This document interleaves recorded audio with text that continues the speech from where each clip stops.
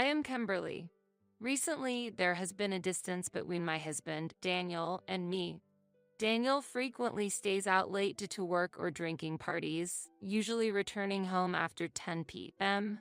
My daughter Julia is in high school, and I have grown accustomed to life without Daniel around. Occasionally, he comes home early, around 8 p.m., usually smelling strongly of alcohol, indicating an early end to his drinking sessions. When Julia grimaced at the smell, Daniel looked at her irritably and says, "What?" And then inappropriately yelled, "The breadwinner is home and you make that face." Unable to bear it, I intervened, saying, "Stop yelling," which directed Daniel's anger towards me. He glared at me and said, "It's because of your lack of discipline that our daughter has become so insolent. Teach her to respect her father at least," and stormed off to the bath. After he left, Julia snorted and said, "I don't respect him because he's not respectable," and sticked her tongue out towards the bathroom. I let out a deep sigh. Until Julia finished elementary school, Daniel watched over her with affection. However, it seems that at some point, Julia became a nuisance to Daniel. Even during her elementary years, while showing affection, he did not actually take care of her, leaving all housework and childcare to me. "Mom, you should just divorce him. If you do, he won't bother me anymore and you won't have to hear his nonsense," said Julia, my own daughter. I too wish to leave him, but I feel that I should wait until Julia graduates from high school. However, sensing my thoughts, Julia clearly stated, "Don't use me as a reason not to divorce. I don't want to think of him as my father, and I don't want to see you enduring for my sake." Realizing that avoiding divorce because of Julia is the same as telling her, "I can't divorce because of you," I immediately reflected on my thoughts. Then, I started researching divorce on the internet. This led me to also suspect Daniel of infidelity. When I came across signs that a husband might be cheating, most of them seemed to apply to Daniel. Daniel's return home has clearly become later than before. His interest in Julia and me has waned, and he always keeps his smartphone close. Witnessing these changes, doubts began to grow in my mind that Daniel might be more interested in someone else than in our family. This suspicion became a focus before considering divorce, concentrating on his possible infidelity. Fortunately, I have savings from before we were married, which allowed me to afford a detective agency to investigate Daniel's actions. I have not shared my suspicions with Julia, as I was not sure if Daniel was indeed having an affair. If it turned out he was not, it wouldn't necessarily worry her. However, just a month after deciding to have Daniel's actions investigated, and on the eve of receiving the final report from the detective, Daniel came home late from another drinking party. Unexpectedly, Julia said to me, "Mom, I think Dad is having an affair." I was surprised that Daniel's actions had become suspicious enough for Julia to notice, despite already having a scheduled meeting with the detective and being on the verge of confirming my suspicions. This situation signified a potential serious rift in our family bonds, a grave situation for me. Why do you think so? When I wondered how Julia came to know about her father's affair, she answered nervously, choosing her words carefully. "Well, it was last Saturday. I was at the shopping mall with a friend. That's when I saw Dad with another woman." Indeed, Julia had gone out that Saturday, and Daniel had left the house saying some work came up while Julia was out. But his work turned out to be time spent at the shopping center. "Was it just the two of them?" I asked, to which Julia nodded her head. "I saw them coming out of the movie theater. They were holding hands, eating ice cream together afterward. They definitely looked like a couple." "I see.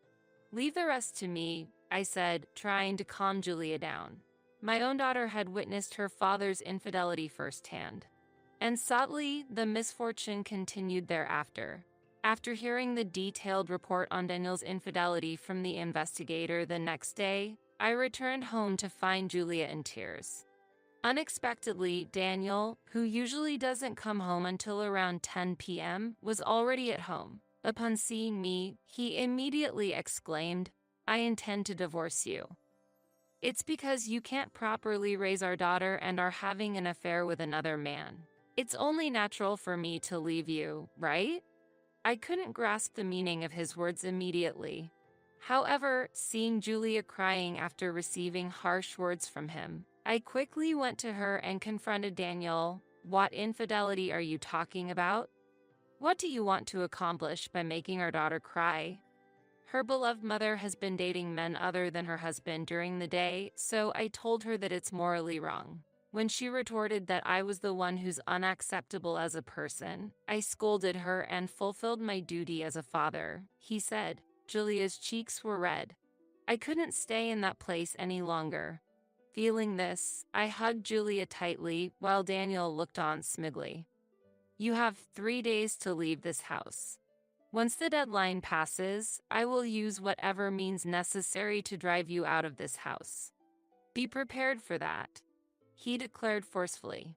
His voice was full of confidence, knowing well that we couldn't physically oppose him. He swung his arms with more vigor, laughed unpleasantly, and left the house. Left behind, Julia, with tears in her eyes, suggested, "We have to tell Grandma and Grandpa right away." She was referring to Daniel's parents, my in-laws. I have a relatively good relationship with them, and they have always adored Julia deeply since she was born. It's easy to imagine how furious they would be if they learned that Julia had been harmed by Daniel. Julia intuitively understood this fact and decided that we should act immediately. So, I quickly contacted my in-laws, asking them to come to our house as soon as possible without Daniel knowing. They promised to rush over after hearing about our urgent situation. When they arrived and saw Julia's tear-streaked, reddened cheeks, they were shocked. Such a thing. "Who did this to Julia?" they exclaimed. When my mother-in-law asked, Julia, holding back tears, answered, "Dad did.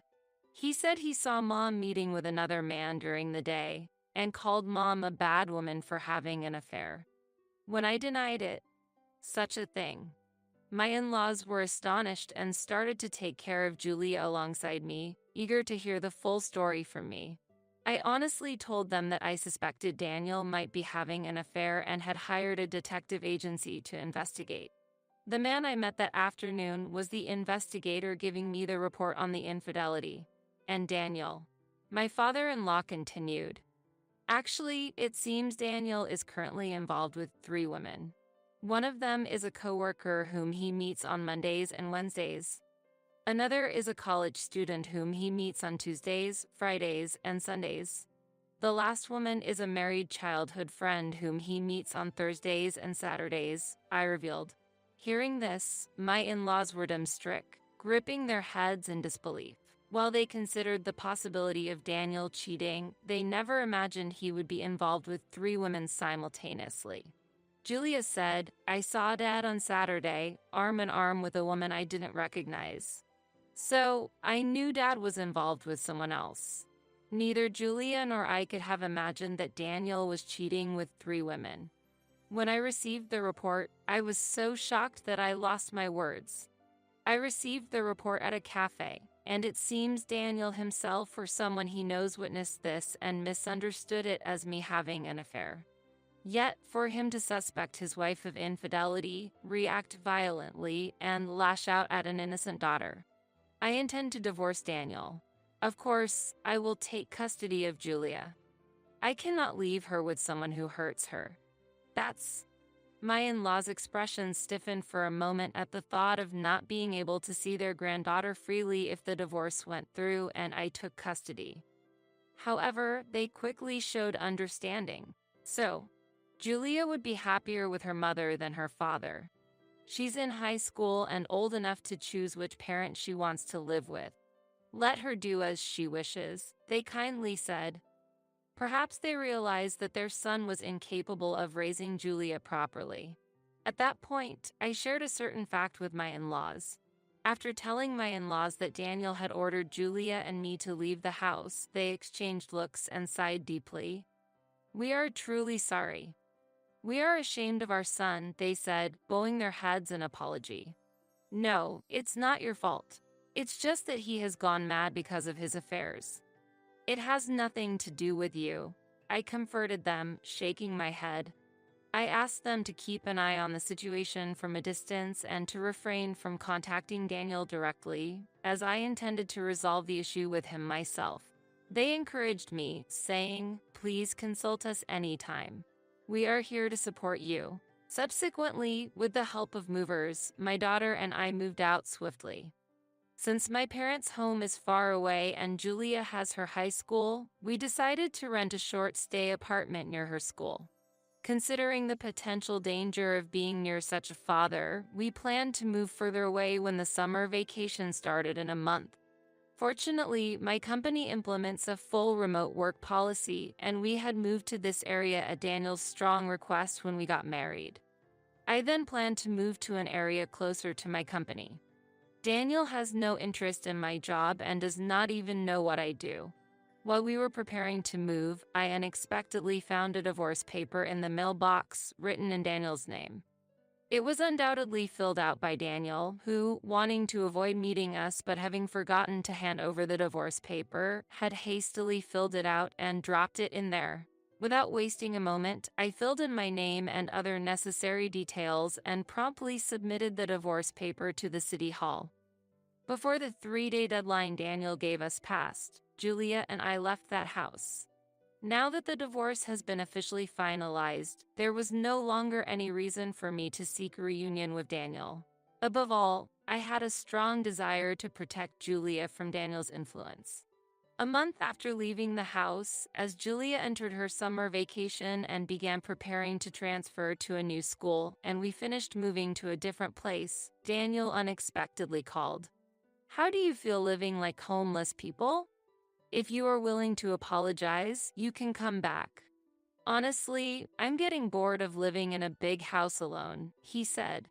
Despite having been given divorce papers, why did he think I would return? Did he still think we weren't divorced yet? "There's no need for us to return to that house. Don't worry. It has already been sold," I calmly replied. "What?" He was surprised. I chuckled lightly. "Why did you think you could drive us out of that house?" "It was my property, inherited from my father," I said. Aha! Daniel had overlooked such an important fact, perhaps distracted by his affairs with 3 women he was seeing on a rotating schedule. Of course, I knew the house was in my name, but I complied with Daniel's demand and left, considering Julia's future and deciding it was better to move to a place unknown to Daniel. "Your parents were surprised, too. They couldn't believe you were so uninformed," I added. "What? You went to see my parents after I kicked you out?" He panicked. "I didn't ask for their help.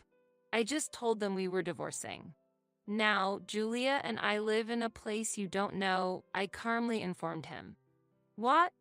You're in a place I don't know? Whatever. Come back. If the house is yours, I guess I have no choice but to accept you," he said arrogantly, as if my ownership changed the situation. I couldn't help but smile at his belief that his attitude could change the situation. "What are you talking about? There's no reason for us to return. I told you the house has been sold, right? It's neither mine nor yours anymore," I countered. What am I supposed to do then?" He panicked. "You have until the end of this month to leave." "That's unfair," he protested. "Considering you gave us 3 days, I think I'm being far more generous," I calmly said in front of him. He grumbled, frustrated at having his own words used against him. Compared to the 3-day notice, a month is far more lenient, I believe. "Also, I intend to claim compensation from you." "What?" He was surprised. "I have already received compensation from your affair partners, including your company colleague, the college student, and your childhood friend. So next, I will be claiming compensation for the affair from you," I explained to Daniel. "Impossible. The reason they all broke up with me and blocked me was your doing." He was shocked. It seems his attempt to contact me and propose that I could return if I apologized was because he could no longer reach his affair partners. His self-centered nature was evident from his demanding tone for me to return while relying on me. "You'll hear from my lawyer," I said. "Wait a minute. Then I will demand compensation from you, he claimed. Excuse me, I reacted. Because there's evidence of you having an affair. One of my partners claimed to have taken photos of you, he insisted. That reminded me of a misunderstanding. However, that was a complete misunderstanding. The person I was meeting at that time was an investigator from the detective agency giving a report on your affairs. The investigator can provide evidence that I was not having an affair, I clarified. What? An investigator from a detective agency? He was clearly flustered. That's unfair, he protested. He then realized his trump card against me was worthless and that he was no match for me. Yet, he declared he would not yield to my demands. I will never pay.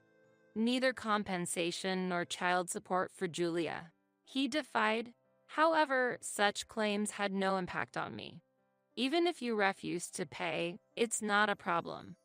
I can directly contact your employer and request a deduction from your salary, I calmly replied. To my employer. He was astonished. As one of the people you had an affair with is a coworker, it's only natural to report to your workplace. Moreover, after an investigation with a lawyer, we found out you have a substantial severance package. If we can access that, paying child support won't be a problem. The compensation might be high since there were 3 affair partners, but that's something you'll have to manage, I continued. No way, will nothing be left for me? He despaired. Indeed, nothing would be left for him.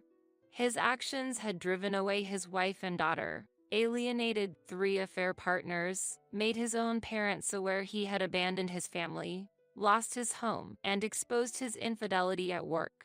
His workplace won't have a favorable view of someone who commits adultery within its premises. He used to talk as if his promotion was guaranteed, but what awaits him now is the opposite of advancement. He imagined us living as homeless people, but it seems he's the one on that path. Kimberly, I was wrong.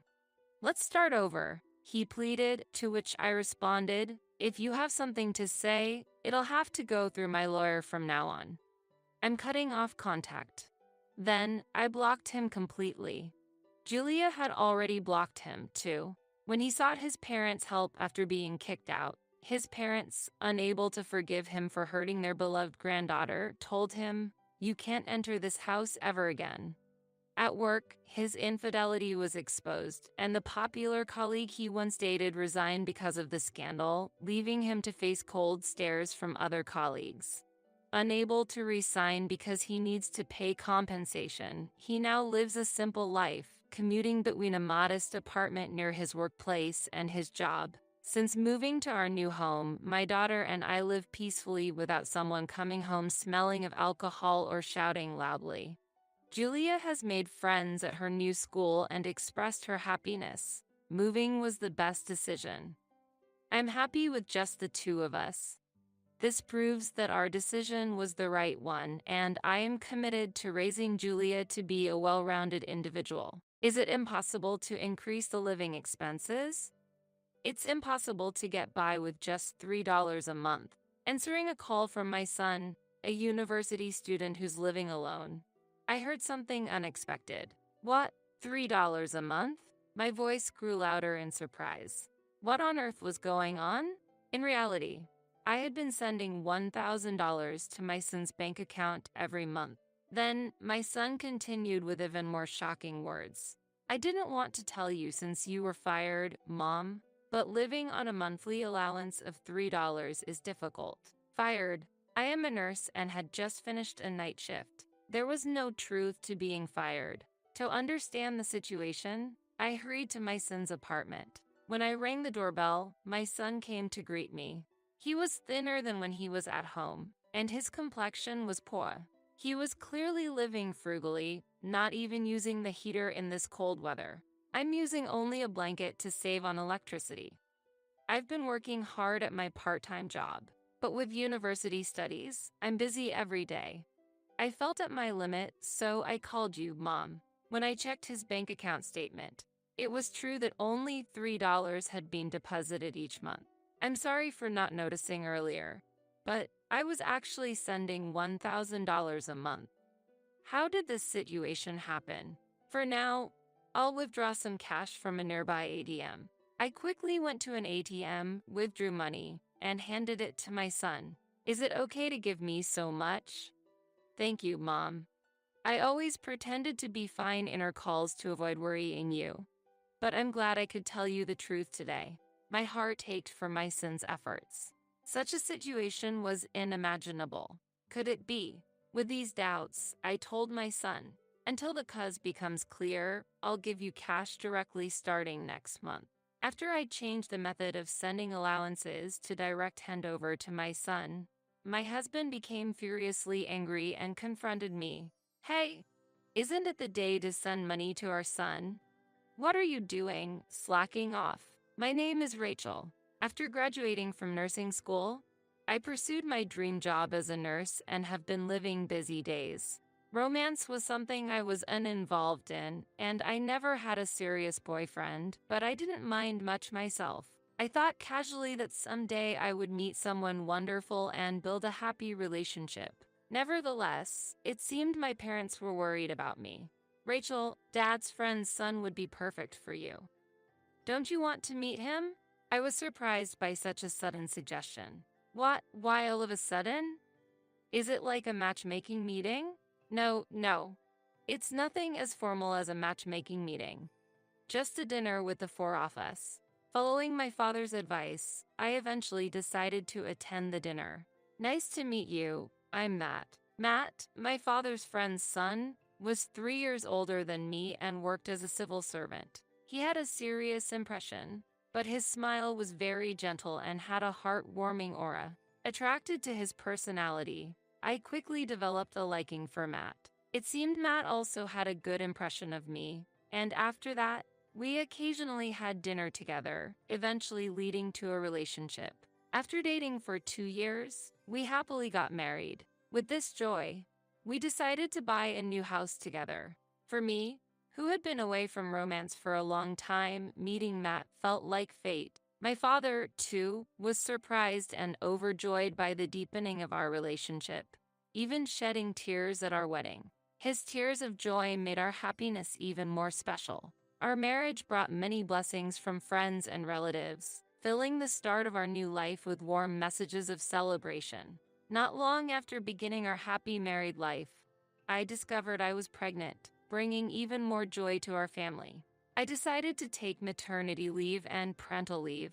In our family, a healthy baby boy was born, and we named him Nick. Nick grew up energetically, and every time we witnessed his growth, our happiness only increased. Matt was a wonderful father. Even on days when he came home exhausted, he always actively participated in housework and childcare. I deeply appreciated and felt love for his efforts. Matt, I truly appreciate your help with the household chores. What are you talking about? This is nothing. We are a couple, after all. Matt always replied with a kind smile. Every time I saw his warm smile, I felt my love for him deeply. When Nick turned 1 year old, I returned to my job as a nurse, taking a new step in balancing work and family. We took turns dropping off and picking up Nick from daycare, working together and spending our days cooperatively. Time passed and Nick became a senior in high school. I turned 47 and Matt reached the milestone of 50. Nick, I've prepared sandwiches for a late-night snack. Have some whenever you want, I said, bringing the snack to his room as usual. Thanks, Mom. Sandwiches, that's great. Your snacks give me the energy to study late into the night, Nick said, pausing his studies to smile and express his gratitude. He's always been such an honest and good boy, and I am deeply grateful for a son like him. He was preparing for university entrance exams, aiming for a college outside our state. If he passed, he would start living alone from spring, leaving our home. It's sad, but it's the path Nick chose. We decided to support him with all our might. And finally, the day of the exam arrived. I'm off, Dad, Mom. Nick cheerfully greeted at the entrance, his face slightly tense as he stepped outside. Do your best, Nick. I'm sure you'll be fine. I encouraged him. Keep calm and tackle the questions. You can do it. Matt also cheered him on. Hearing our words, Nick nodded firmly and headed for the examination venue. Ultimately, Nick successfully passed his preferred university. Congratulations, Nick. It's sad to see you leave home, but I'm so happy you passed. I congratulated him. Well done, Nick. You are our pride. Matt also expressed his joy. We celebrated his university acceptance with a lavish feast, sharing in Nick's happiness. Thank you, Mom, Dad. I couldn't have come this far without the two of you. I'll give it my all at university, too. Nick expressed his gratitude. Thus, Nick was set to start living alone in a different state from Autumn. To support Nick's tuition and living expenses, I started doing more night shifts to earn the extra allowance. I was managing the household finances and had decided to send Nick $1,000 every month. Although I felt guilty for frequently leaving the house empty due to my night shifts, Matt always supported and encouraged me. Rachel, I really appreciate you working so hard. The $1,000 for Nick. I know it's tough, so it's a big help. Matt expressed his gratitude. Thank you for always being there for me. I can keep going because you're with me, I replied. Thanks to Matt actively taking care of cooking and household chores, I could concentrate on my work. September came, and Nick moved into the apartment we had chosen together, and the remittances began. I transferred $1,000 to Nick's bank account every month. And before we knew it, several months had passed. Did you transfer the $1,000 to Nick this month? You didn't forget, did you? Of course, I transferred it properly. I wouldn't forget, I replied, and Matt showed a relieved smile. But then he furrowed his brows and said worriedly, I wonder if Nick is doing well living alone. I hope he's keeping up with his classes. I just hope he doesn't get involved with the wrong friends. There's no need to worry. Nick said he's enjoying university life on Messenger. Matt, you worry too much. I often smiled at Matt's concern for Nick. I also kept in frequent contact with Nick, ensuring he was doing well and feeling reassured. Time passed, and the season gradually changed to winter. The air outside was cold and breaths turned into white mist. One night, after finishing a night shift, I returned home. Dragging my tired body, I headed towards the bedroom. As I started to change clothes, something caught my eye. There was an unfamiliar lip balm lying there. Is this Matt's? I've never seen this before, I thought, picking up the lip balm from the floor. Matt usually showed little interest in skincare products, particularly not lip balm. Maybe he bought it on a whim because of the harsh winter dryness. However, the packaging of the lip balm was unlike typical men's products, with a sophisticated design more appealing to women. The lid was adorned with glitter, and the product name was written in pink letters, standing out prominently. Intrigued by this odd discovery, I slipped the lip balm into my pocket. That night, when Matt returned from work, I decided to ask him about it. Matt, is this your lip balm? I asked, and for a moment, Matt looked surprised, then quickly smiled and took the lip balm from me. Haha, yes, that's mine. I've been looking for it. Thanks for finding it, Rachel. Where did you find it? It was on the bedroom floor, I replied. Matt seemed a bit flustered. What's wrong? Is there something odd? I asked, and Matt replied somewhat sheepishly, well, you know, it's uncommon for a guy to use lip balm, so it's a bit embarrassing. He said, scratching his head. It's not embarrassing at all. Many men take care of their lips these days, but that lip balm looks a bit too feminine. Maybe choose something simpler next time? I suggested, and Matt nodded. Yeah, I'll pick a more normal one next time. I actually chose it in a hurry and later realized it might be a bit girly. Anyway, let's watch a movie tonight. That movie you wanted to see has started streaming. He changed the subject. I was a bit puzzled by Matt's behavior in deflecting the conversation, but soon got engrossed in the movie and forgot about it. About a month later, I received an unexpected call from Nick while on my way home from a night shift. Nick, it's been a while. What's up? I greeted him cheerfully. From the other end of the phone, Nick's voice sounded weak. Mom, I'm sorry. I've been busy lately and couldn't always answer the phone. Indeed, I had noticed that Nick hadn't been answering my calls more frequently of late. I had been worried, but since they were communicating via messenger, I thought there were no major problems. Don't worry about it, it's okay. But you sound a bit down. Is something wrong? I asked and was surprised by Nick's response. Mom, can you increase the amount of the allowance? Living on $3 a month is really tough. What? $3 a month? My voice rose in astonishment. I couldn't understand why the allowance would be only $3 a month. I was certain I had been sending Nick $1,000 every month. I didn't want to tell you since you lost your job, Mom, but it's really hard with only $3 a month. Nick continued, Lost my job? What are you talking about? I was confused and couldn't understand what he was saying. I had just finished a night shift and certainly wasn't fired. As I struggled to comprehend the situation, Nick's troubled voice continued. Wait, Mom, I heard you were fired. So, you said you'd send $1,000 a month at first, but now it's only $3, right? What are you talking about? Anyway, I'm coming over to your place right now. Okay, I'll be waiting. After hanging up, I tried to head to the station quickly. My legs wouldn't move properly in my agitation. I was surprised by this unexpected development and my heart was pounding. Trying to calm down, I took deep breaths. I slapped my cheeks with my hands to focus and quicken my pace to the station. After changing trains, I arrived at the station near Nick's apartment. I contacted Nick on my phone, telling him I would be there soon. When I reached Nick's apartment and rang the doorbell, the door opened immediately.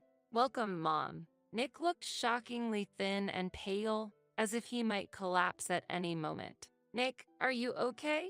I asked, surprised and worried. Seeing Nick's condition, my heart was filled with pain and sadness. When I entered Nick's apartment, it was chillingly cold inside and the heater was completely off.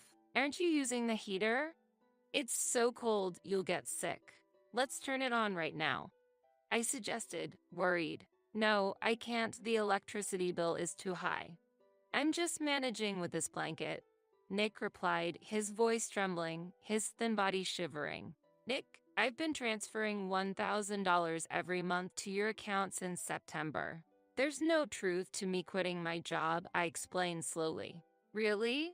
But only $3 is being deposited into my account every month. I've been working part-time, but with university studies. It's been really busy. I was at my limit. Nick answered earnestly.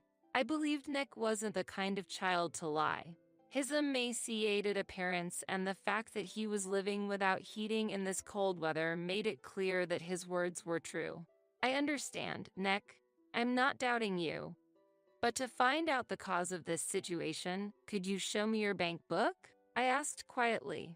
Okay, just give me a moment. Nick went to look for his bank book. Nick carefully took out his bank book from a shelf in his neatly arranged room and showed it to me. As I looked at the bank book, it was indeed as Nick had said.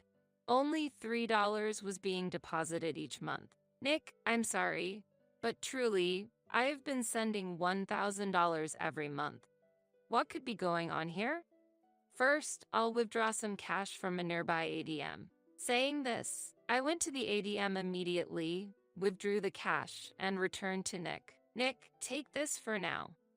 Until we find out the reason, I'll give you the money directly starting next month. Can I really accept this much? Thank you, Mom. I always pretended to be fine to avoid worrying you, but I'm glad I could tell you the truth today. Nick smiled weakly but happily. Seeing his thin frame, I felt a tightness in my chest. I couldn't comprehend how such a situation had arisen. But now, Nick's health was my top priority. First, I needed to take proper care of him. Nick, I'm glad you contacted me. From now on, don't endure the cold, use the heater properly. I'm going to do some shopping now. I'll make lots of your favorite hamburgers and curry. Really? Nick's eyes sparkled with life. After that, I went to the nearby supermarket, bought plenty of ingredients, and returned to Nick's apartment to cook elaborate dishes. Nick joyfully ate, saying how delicious it was repeatedly. I made plenty of food that could be frozen, so he wouldn't have to worry about meals for a while. Then, I'll bring the allowance money directly next month as well. Saying this, I left Nick's apartment. A month later, on the weekend, when Matt returned from work, he confronted me with an angry expression as soon as he entered the house. "Today's the day to send money to Nick, right? You haven't been slacking off, have you?" "It's fine. I went and gave it to Nick directly today." "Is there a problem?" I answered him, and Matt seemed puzzled. He said, "If that's the case, all right then," and quickly headed to the bedroom. When he came back to the living room, then dressed in his casual home clothes, I quickly asked him a question, feeling suspicious. "Why did you think I was slacking off with the allowance? Is there a reason?" Matt, a bit bewildered, replied, That today is payday, and usually it's the day we send money to Nick, but you didn't mention anything about it, so I got a bit worried. But let's leave this topic now." He clearly tried to change the subject while showing signs of irritation. Matt's behavior was unusual and noticeably strange. "I have another question," I said calmly. "Why do you ask so many questions?" Matt responded, appearing annoyed. "Do you remember the lip balm we found in the bedroom before? You said you bought it yourself, but is it actually from your mistress?" "No, that's not true at all." Matt immediately denied loudly. He continued, looking more upset. "That lip balm was indeed mine. I bought it myself. I wish you wouldn't keep asking the same question. You're acting strange today. You're the one who's acting strange. You're usually calm and don't react so intensely," I pointed out. Matt, raising his voice even more, argued back. "I'm not strange. I'm just as usual." "Do you really think so?" "Well, I expected this might happen. That's why I invited some special guests in advance. People you know very well." Saying this, I slowly opened the door to the guest room. "Sorry for keeping you waiting so long. Please, come in." Responding to my call, 3 individuals appeared before Matt. "What, Erica? And even Dad and Mom are here." Matt was so astonished that he was lost for words. The woman named Erica, clearly in a bad mood, muttered, "This couldn't get any worse," and sat down heavily on a dining chair. Meanwhile, my in-laws looked at Matt with a stern gaze, and his face gradually turned pale. 3 weeks earlier, I had consulted my father-in-law, a former bank employee, about why only $3 was being transferred to Nick. My father-in-law quickly investigated the issue and discovered that there were 2 bank accounts under Nick's name. Matt had opened one of those accounts. Despite my offer to set it up myself, Matt insisted, "Leave it to me, I'll handle it." And eventually, he was the one who opened the account. My father-in-law revealed through conversations with bank staff that Matt had opened 2 bank accounts using Nick's name, claiming it was for living and tuition expenses. The cash card and bank book for the account where I had been depositing $1,000 monthly were actually under Matt's control. "I'll manage one of the accounts, so leave the card and book to me," he had insisted, possibly taking them from Nick. Then, Matt withdrew the $1,000 deposited by me every month from that account for his own use. Moreover, to make it seem like he was still sending money to Nick, he deposited a mere $3 into the other account that Nick had the bank book for. After learning this shocking truth, I was trembling with anger and deeply suspicious about how Matt was using the large monthly sum. I then remembered the charmingly designed lip balm I had found in the bedroom before. Driven by this intuition, I decided to have a detective agency investigate Matt's activities. The investigation revealed that Matt was having an affair with a woman named Erica, his subordinate. While I was out on night shifts, Matt had been secretly inviting Erica to our home. Having gathered enough evidence, I decided to confront Matt with the truth by inviting my in-laws and Erica, Matt's mistress. "Matt, you must be aware, but your misconduct has already been exposed," I told him sternly, and Matt's face turned ashen, his lips trembling slightly. "All the $1,000 sent to Nick each month. You were using it all for Erica, weren't you? How terrible. According to the detective agency's report, you bought Erica an expensive brand necklace. What were you thinking? Matt vehemently protested in response. No, I did buy jewelry, but that's not all. I didn't use all $1,000 just for gifts. Erica's mother was seriously ill and hospitalized for a long time. I was providing financial support for her medical expenses. I was just trying to help someone. Matt claimed. Is that true, Erica? About your mother being sick? Please be aware that lying won't help, as it will eventually be revealed. Can you tell us the truth? When I asked Erica, she was silent for a moment and then reacted with a bit of anger. That's a lie. All of it. My mom is healthy and working on the farm in the countryside every day. The story about her being sick is all made up. Hearing this, Matt shouted, trembling with anger. What? You lied to me? I can't believe it. Do you know how much money I've been giving you? Erica, without any sign of remorse, laughed mockingly. Ha, you're a fool for being deceived. I thought I had found a good cash cow, but it's over now. I thought I could milk you for longer, but I miscalculated. Such a shame. A cash cow. You said you loved me. Was that all a lie, too? Your feelings for me weren't real. You do love me, don't you? Matt was confused, angry, and seemed to forget that I and his parents were present. It was extremely unpleasant for me to see my husband cling to a younger woman in such a pathetic manner. It was embarrassing, pitiful, and above all, deeply unsettling. Suppressing my disgust, I confronted the situation. Just think about it. How could a young and attractive woman like me really love a middle-aged man like you, Matt? It's laughable. Do you even realize your own worth? Look in the mirror and face reality. Erica burst into mocking laughter. Although Erica's words might be true, her brazen attitude infuriated me. To think such a thing. In response to a shocked Matt, I presented him with 3 documents. The first was the bank transaction history, the second, conclusive evidence photos of the affair, and the third, a divorce form. A divorce form.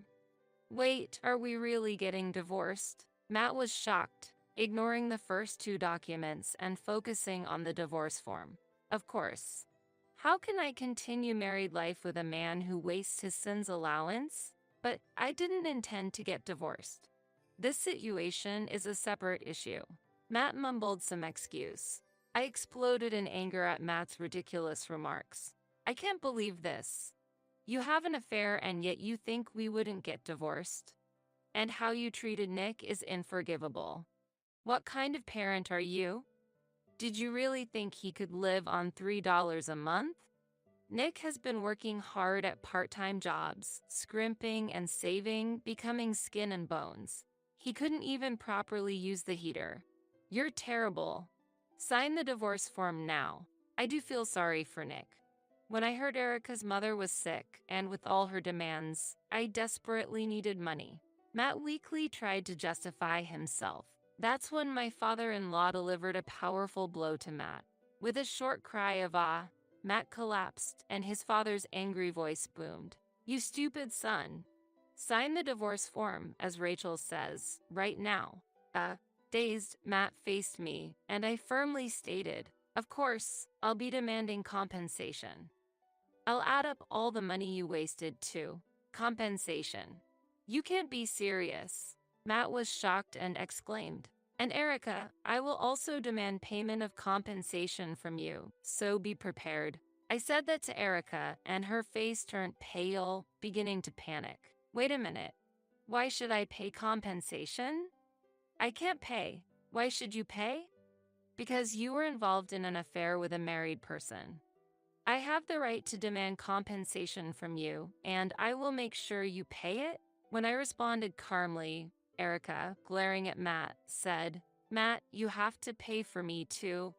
I don't have any money. I spend all my salary on cosmetics, clothes, and bags. I have no savings. Nonsense. I don't have any money either. You took everything. If you hadn't deceived me, none of this would have happened. You're just a devil, Matt yelled.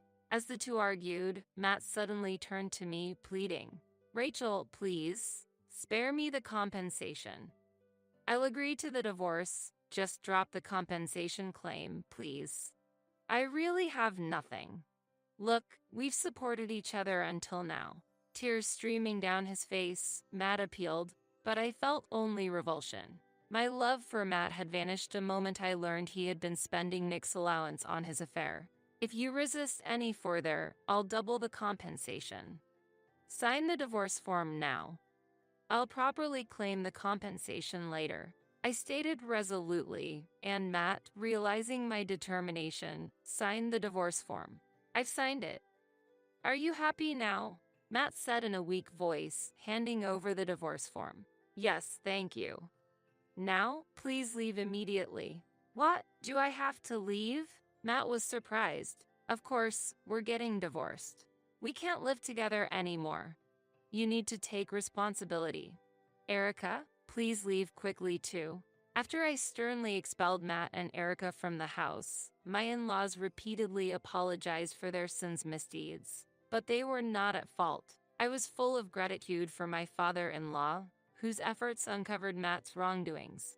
After expressing my sincere thanks to my in-laws, I headed to the municipal office and submitted the divorce papers, thereby ending my marriage to Matt. Subsequently, through a lawyer, I made compensation claims against Matt and Erica. Despite their civil servant status, they had been openly dating and there had been rumors of their affair for some time. As a result of the compensation claim, they both became mentally strained, increasing mistakes at work, leading to demotion to less significant positions, and unable to bear the cold treatment from colleagues. Erica chose to resign. Matt, disowned by his parents, is now leading a tough life in a modest apartment, paying compensation to me. Erica, though her parents paid the compensation, had to return to her parents' rural home in exchange. She ended up helping with farm work at home, living a life without freedom under the strict supervision of her parents. I received apologies from Erica's parents over the phone and was informed in detail about Erica's current situation. They said they are keeping a strict watch on her to prevent her from causing any more trouble. For myself, I decided to sell my home and move to a place closer to my son Nick's apartment. Nick and I often meet and keep each other updated about our lives. I informed Nick about the divorce with Matt over the phone on the same day. Nick couldn't believe that Matt had lied about me losing my job and only being able to send $3 a month. When I told him the truth, he was deeply shocked. Could it be a mistake? Dad, who was always so kind, doing something like that? Nick said, his voice trembling. I also felt pained by his reaction. Indeed, Matt had once been kind, a good husband, and father. But everything changed after his affair with Erica began. Looking back at the happy days with my family of 3, my heart still aches, but I know I must not dwell on the past. Moving forward is important. Initially, Nick was deeply shocked, but over time, he gradually regained his cheerfulness. After a few months, he returned to his usual bright self, which relieved me. Time passed, and Nick finally graduated from university and secured a job at a well-known company, marking the end of my role in raising him. I continue to work as a nurse and plan to continue in this profession for as long as my health permits. I still maintain a good relationship with my in-laws, who celebrated Nick's graduation. I intend to continue living a fulfilling life, both in my career and personal